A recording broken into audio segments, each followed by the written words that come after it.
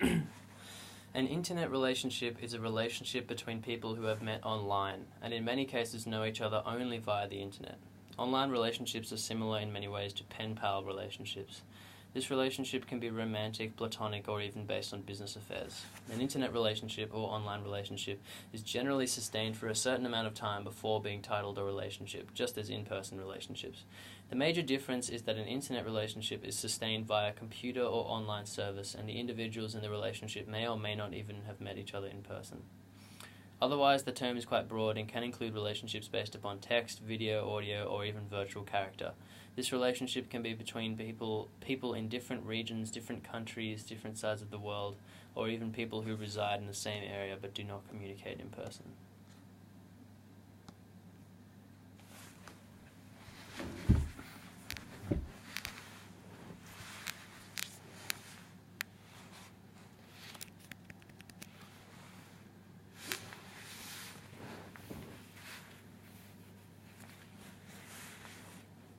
According to J. Michael Jaffe, the author of Gender, Pseudonyms, and CMC, Masking Identities and Bearing Souls, the Internet was originally established to expedite communication between governmental scientists and defense experts, and was not at all intended to be the popular interpersonal mass medium it has become.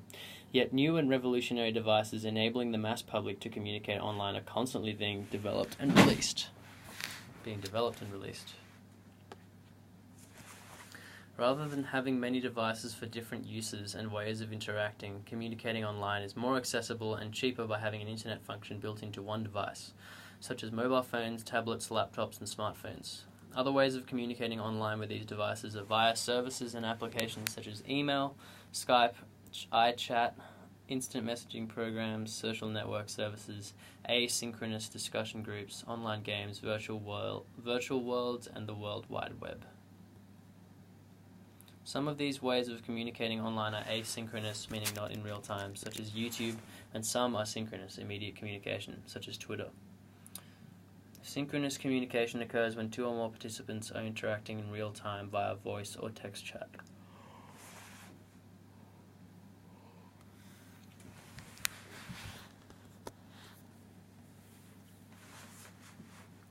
Internet dating is very relevant in the lives of Internet dating is very relevant in the lives of many individuals worldwide. A major benefit in the rise of internet dating is the decrease in prostitution. People no longer need to search on the streets to find casual relationships. They can find them online if that is what they desire. Internet dating websites offer matchmaking services for people to find love or whatever else they may be looking for. The creation of the internet and its progressive innovations have opened up doors for people to meet other people who they may very well have never met otherwise. Although the availability of uploading videos to the internet is not a new innovation, it has been made easier since 2008 thanks to YouTube.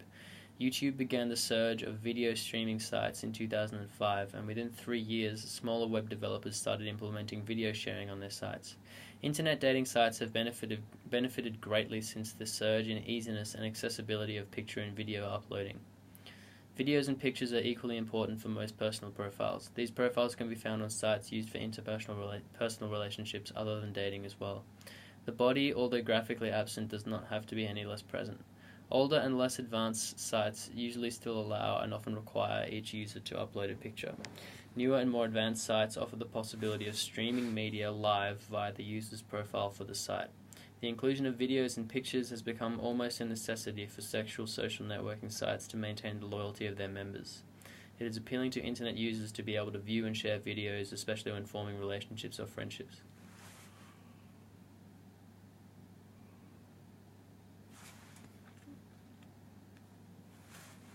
According to an article in the New York Times, mediated matchmaking has been around since the mid-1800s.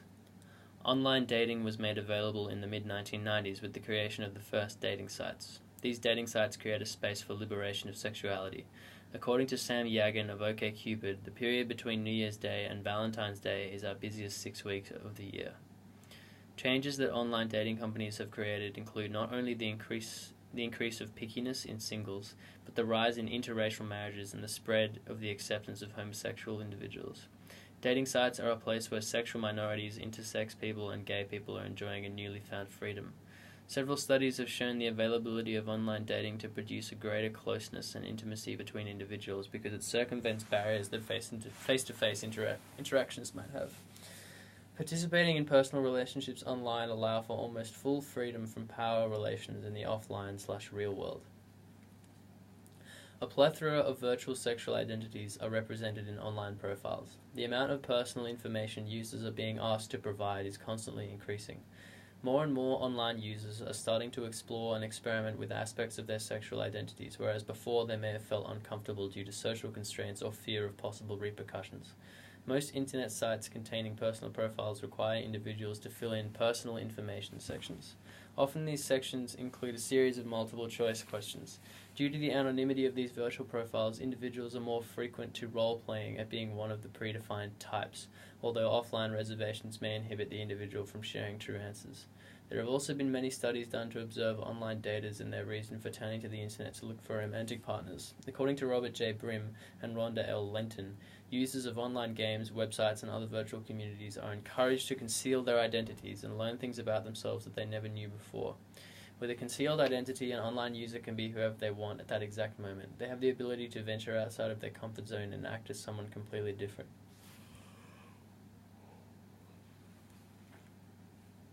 The Journal of Computer-Mediated Communication reports the results of a study conducted by Robert J. Steffure, Susan D. Boone, Stacey L. McKinnon, and Vicky L. DeVoe on types of relationships online participants were seeking. They concluded that when asked what they were looking for in an online relationship, the considerable majority of participants expressed interest in seeking fun, companionship, and someone to talk to. Most also reported interest in developing casual friendships and dating relationships with online partners. Substantially fewer reported using the internet for the specific purposes of identifying potential sexual or marital partners. Faye Mishner, Alan McLuckie, and Michael Saney, co-authors of the Oxford Journal article Real-World Dangers in an Online Reality, a qualitative study examining online relationships and cyber abuse, reported the results of their research and observation of over 35,000 individuals between the ages of 6 and 24 who have been or are currently part of an internet relationship. 6 years old, part of an internet relationship. It's wild. Of the final 346 posts chosen to be included in the study, the average age of online users sharing information about their online relationships was 14 years old. The overwhelming result was that children and youth consider their online relationships to be just as real as their offline relationships. The study also showed that the internet plays a crucial role in most sexual and romantic experiences of adolescent users. Canaan Partners have reported that the dating industry brings in an estimate of $3 to $4 billion yearly from membership fees and advertisements. The range of dating sites has expanded vastly over the past 2 decades. There are dating websites that focus on the matchmaking of certain groups of people based on religion, sexual preference, race, etc. The average life expectancy has been on a rise, leaving many young singles feeling as if they have plenty of time to find a life partner. This opens up time to travel and experience things without the burden of a relationship. As of 1996, more than 20% of Canadians were not living in the same census subdivision as they were 5 years earlier, and as of 1998, more than half of employed Canadians worried they did not have enough time to spend with their family and friends. Due to an increase in many businesses requiring their employees to travel, singles, often young professionals, find online dating websites to be the perfect answer to their problem, states Brim and Linton. Eric Shipman, author of Why Do People Date Online, exclaims, the internet is the ultimate singles bar without the noise, the drunks, and the high cost of all those not-so-happy hours. Nor, thanks to online dating membership sites, do you have to depend on your friends and family to hook you up with people they think would be perfect for you. And who wouldn't be perfect for, well, anyone, which is why they're still unattached. Some people who are in an online relationship also participate in cybersex, which is a virtual sex encounter in which 2 or more individuals who are connected remotely via a computer network send each other sexually explicit messages describing a sexual experience. This can also include individuals communicating sexually via video or audio. Some websites offer a cybersex service where a patron pays the website owner in exchange for an online sexual experience with another person. Cybersex sometimes includes real-life masturbation. The quality of a cybersex encounter typically depends upon the participant's ability to evoke a vivid, visceral mental picture in the minds of their partners. Imagination and suspension of disbelief are also critically important. Cybersex can occur either within the context of existing or intimate relationships, e.g. among lovers who are geographically separated, or among individuals who have no prior knowledge of one another and meet in virtual spaces or cyberspaces, and may even remain anonymous to one another. In some contexts, cybersex is enhanced by the use of a webcam to transmit real-time video of the partners. Social networking has enabled people to connect with each other via the internet. Sometimes members of a social networking service do know all or many of their friends, Facebook or connections, LinkedIn, etc. in person.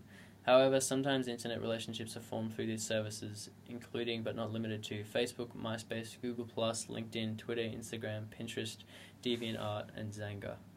Social networking service is a very broad term, branching out to websites based on many different things. One aspect that is possible on all social networking sites is the possibility of an internet relationship. These sites enable users to search for new connections based on location, education, experiences, hobbies, age, gender, and more. This allows individuals meeting each other to already have some characteristic in common. These sites usually allow for people who do not know each other to add each other as a connection or friend and to send each other messages. This connection can lead to more communication between two individuals. An immense amount of information about the individuals can be found directly on their social network profile.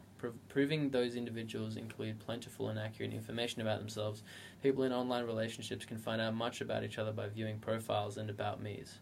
Communication between individuals can become more frequent, thus forming some type of relationship via the internet. This relationship can turn into an acquaintance, a friendship, a romantic relationship, or even a business partnership. Online gaming elicits the introduction of many different types of people in one interface. A common type of online game where individuals form relationships is the MMORPG, or Massively Multiplayer Online Role-Playing Game. Some examples of MMORPGs are World of Warcraft, EverQuest, Second Life, Final Fantasy Online, and Minecraft. These games enable individuals to create a character that represents them and interact with other characters played by real individuals, while at the same time carrying out the tasks and goals of the actual game. Online games other than MMORPGs can elicit internet relationships as well. Card games such as poker and board games like Pictionary have been transformed into virtual interfaces that allow an individual to play against people across the internet, as well as chatting with them. Virtual pet sites such as Webkinz and Neopets are another type of popular online game that allows individuals to socialize with other players. Games create social spaces for people of various ages, with user bases often crossing age brackets. Most of these games enable individuals to chat with each other as well as form groups and clans. This interaction can lead to further communication, turning into a friendship or romantic relationship. An internet forum is a website that includes conversations in the form of posted messages. Forums can be for general chatting or can be broken down into categories and topics. They can be used to ask questions, post opinions, or debate topics. Forums include their own jargon. For example, a conversation is a thread. Different forums also have different lingo and styles of communicating. There are religion, music, car forums, and countless other topics. These forums elicit communication between individuals no matter the location, gender, ethnicity, etc., although some do include age restrictions. Through these forums, people may comment on each other's topics or threads, and with a further communication form a friendship, partnership, or romantic relationship. Even in work settings, the introduction of the internet has established easier and sometimes more practical forms of communicating. Compared to traditional communication in business, communication through internet can be more efficient in the aspect of time saving. The internet is often referred to as a vehicle for investor relations, or the electronic highway for business transactions in the United States. The internet has increased organizational involvement by facilitating the flow of information between face-to-face meetings and allowing for people to arrange meetings at virtually any given time. Socially, it has stimulated positive change in people's lives by creating new forms of online interaction and enhancing offline relationships worldwide, allowing for better and more efficient. That's where the sentence ends. In the real world, companies which are considered as leading companies in our world already introduced efficient ways of communication based on internet business communication. What the fuck? Alright, that really went off the deep end. For more intimate relationships, research has shown that personal disclosures create a greater sense of intimacy. This gives a sense of trust and equality which people search for in a relationship, and this is often easier to achieve online than face-to-face, although not all disclosures are responded to positively. Individuals are able to engage in more self-disclosure than an average interaction because a person can share their inner thoughts, feelings, and beliefs and be met with less disapproval and fewer sanctions online than is the case in face-to-face encounters. Researcher Cooper termed this type of relationship as a AAA engine, implying that internet relationships are accessible, affordable, and anonymous. Online, barriers that might stand in the way of a relationship, such as physical attractiveness and social anxiety, do not exist. Whereas those could hinder an individual face-to-face encounter, an internet interaction negates this and allows the individual freedom. Research has shown that stigmas such as these can make a large impact on first impressions in face-to-face meeting, and this does not apply with an online relationship. Furthermore, as the internet has become a worldwide phenomenon, many people can interact with others around the world or find someone who fits their radar or their type if there is no one who they find physically or emotionally attractive in their own area. The internet allows for interaction of many different people, so there is a greater chance of finding someone more attractive. The internet enhances face-to-face and telephone communication as network members become more aware of each other's needs and stimulate their relationships through more frequent contact.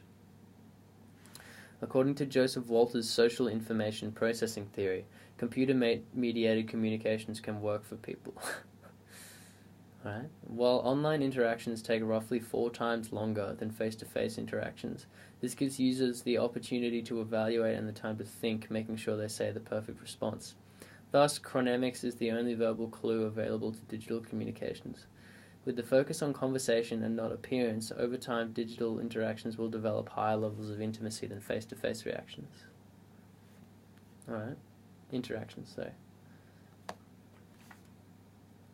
The internet provides the opportunity for misrepresentation, particularly in the early stages of a relationship when commitment is low and self-presentation and enhancement agendas are paramount.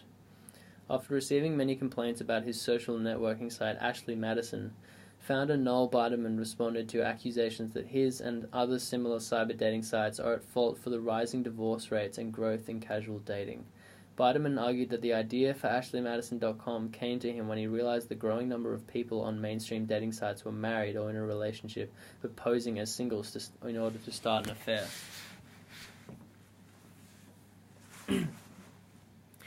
In an empirical study of commitment and misrepresentation on the internet, Cornwell and Lundgren surveyed 80 chat room users, half about their real-space relationships and half about their cyberspace relationships. They found that real-space relationships were considered to be more serious with greater feelings of commitment than the cyber relationship participants. Both groups, however, reported similar levels of satisfaction and potential for emotional growth with regard to romantic relationships. Cornwell and Lundgren went on to ask about whether the participants had misrepresented themselves to their partner in a number of areas: their interests, e.g. hobbies or musical tastes, their age, their background, their appearance, and misrepresentation of yourself in any other way. Participants responded using either yes or no to each question, and the score was summed up into a misrepresentation measure. The results can be found below.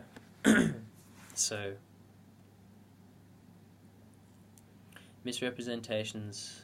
So 15% of people misrepresented their interest in cyberspace and 20% in real space. 23% of people misrepresented their age in cyberspace and only 5% in real space. People misrepresented their background 18% in cyberspace and 10% in real space. People misrepresented physical characteristics 28% in cyberspace and 13% in real space, and other 15% in cyberspace, 5% in real space. So it's interesting that interest is the only one where people lied more in real life, but everything else is more.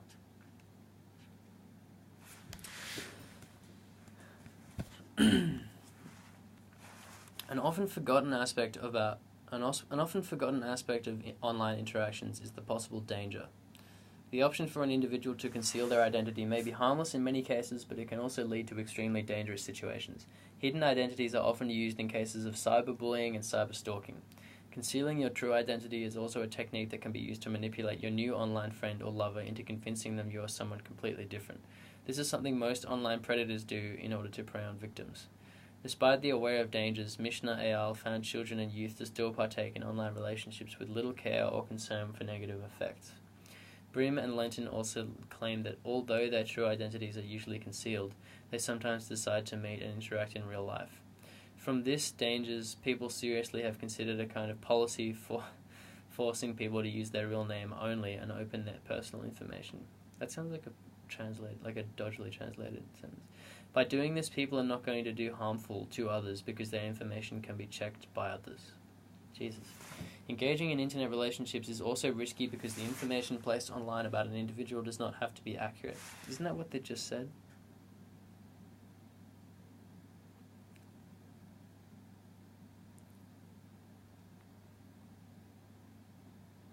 Hidden identities, concealing your true identity, blah blah blah.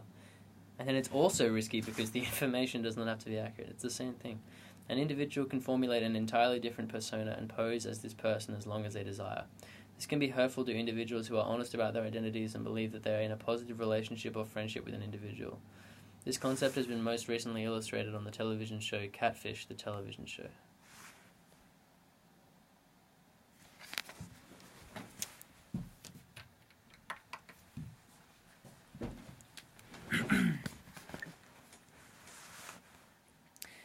Internet affairs offer a new perspective on the definition of an affair. Some people consider internet relationships to be classified as an affair, while others claim contact affairs are much more serious. Trent Parker and Karen Wampler conducted a qualitative study to discover the different perceptions of internet relationships based on gender differences. Through their study, they found internet affairs were considered less of an affair than a physical relationship. Through the results from the same study, Parker and Wampler also concluded that women considered sexual internet activities such as internet porn much more severe than men did. Internet affairs and physical contact affairs are similar because they both involve another partner. The primary difference between an internet affair and a real-life affair is that in a real-life affair the couple meet to engage in the relationship. With internet affairs, on the other hand, the couple rarely meet. This offers a unique advantage to internet affairs. Since the creation of the internet, communication has become one of its prime uses. It has become a ubiquitous force in people's everyday lives due to the increase in the regularity and quality of interaction. The internet has also created a new approach to human relationships, and it has changed the way people connect to one another in their social worlds. Online relationships have also changed which effective strategies we use to perform maintenance on our relationships, depending on the exclusivity of the internet, the relationship. In the past, postal services made communication possible without the necessity of physical presence, and the invention of the telephone allowed synchronous communication between people across long distances. The internet combined the advantages of both mail and telephone, unifying the speed of the telephone with the written character of the mail service. The evolution of communication within the internet has arguably changed the nature of individuals' relationships with one another. Some see a major negative impact resulting in an increased use of internet communication is of its diversion of true community, because online interaction via computers is often regarded as a more impersonal communication medium than face-to-face. Others consider the incorporation of the internet allowing online activities to be viewed as an extension of offline activities.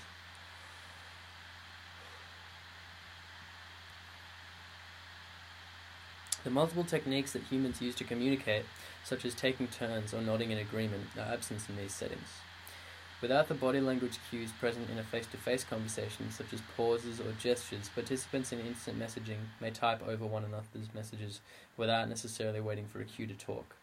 Also, with or without the correct grammar, tone, and context can be misunderstood. Recently, people who already adapted internet-based communication have missed face-to-face interactions because this traditional way of communication is available to offer advancement in our relationships. What the fuck? Recently, people who already adapted internet-based communication have missed face-to-face interactions because this traditional way of communication is able to offer advancement in our relationships. What a stupid sentence. It says nothing. It says it badly. In 1991, Stone argued that when virtual communities began forming, this process generated a new type of social space where people could still apparently meet face-to-face, but this required a redefinition of the terms meet and face-to-face. These virtual communities allowed people to effortlessly access others and in many ways to feel better connected, feel that they receive greater support from others, and to obtain emotional satisfaction from their families, communities, and society. However, it does have several obvious problems for people to communicate with others. The representative limitation of this way of communication is that it cannot contain people's diverse emotions completely, so it can cause diverse misunderstanding between people. In 1987, this understanding of social spaces was challenged by scholars such as James R. Benninger. Benninger questioned whether these virtual communities were real or pseudo-communities, a pattern relating that while looking highly interpersonal, interaction is essentially impersonal. He put forward the idea that in a society within the virtual world, participants lack the necessary honesty it would take to create a real virtual community. In many cases, the introduction of the internet as a social instigator may cause a repercussion leading to a weakening of social ties. In a study conducted in 1998, Robert Kraut et al. Discovered that internet users were becoming less socially involved. They linked this to an increase in loneliness and depression in relation to use of the internet. Though these findings may have been sound, in a later study, Kraut et al. Revisited his original study with the idea of expanding his current initial sample and correlating it with new subsequently collected longitudinal data. This synthesis produced a different outcome than the one that Kraut had originally presented. In this newer paper, Kraut stated that there were fewer negative effects than he had originally found, and in some cases the negative effect had vanished. In the second study, he saw that small positive effects began to appear in social involvement and psychological well-being. Assessing the effect of the internet over a period of time, he saw people's use of the internet increase in sophistication. During the Kraut et al. Study, the researchers asked reclusive people if they used the internet to counteract the loss of social skills that are needed in face-to-face encounters.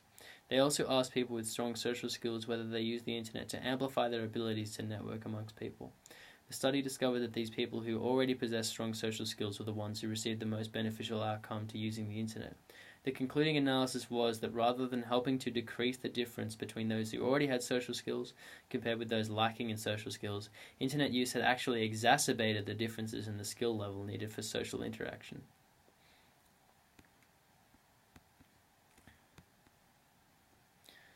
This theory was later challenged in a study by McKenna et al. That indicated that people who are more socially inept use the internet to create an initial contact which allows them to explore their true self within these interactions. These social interactions within cyberspace tend to lead to closer and high-quality relationships which influence face-to-face encounters. In essence, these findings meant that although it is not clear whether the internet helps reclusive people develop better social skills, it does allow reclusive people to form relationships that may not have existed otherwise because of their lack of comfort with interpersonal situations in general. When these relationships emerge into face-to-face relationships, it is hard to distinguish these relationships from those that started as face-to-face interactions. Future studies on this topic may allow scholars to define whether or not society is becoming too dependent on the internet as a social tool.